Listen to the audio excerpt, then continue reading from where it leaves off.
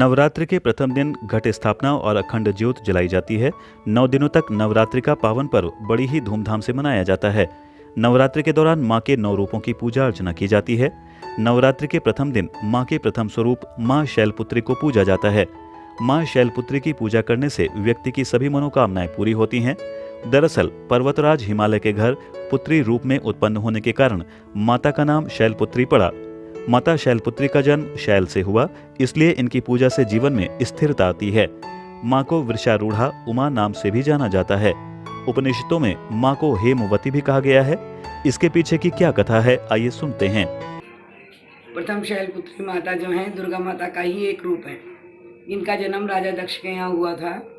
इन्होंने शंकर भगवान से इनकी शादी हुई थी और राजा दक्ष ने एक यज्ञ रचाया था।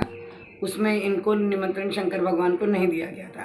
पार्वती माता के आग्रह करने के बावजूद भी शंकर भगवान ने इनको जाने को अनुमति दे दी।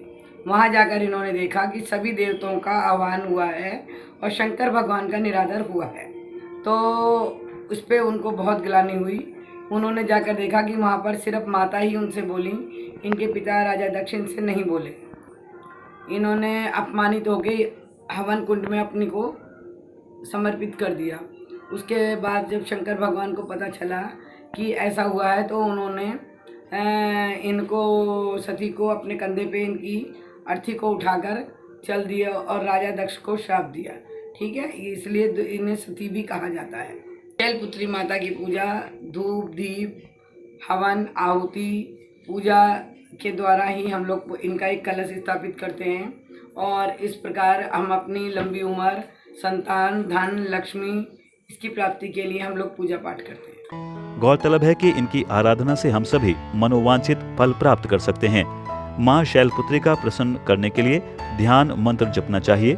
इसके प्रभाव से माता जल्दी ही प्रसन्न होती हैं और भक्तों की सभी मनोकामनाएं पूर्ण करती हैं।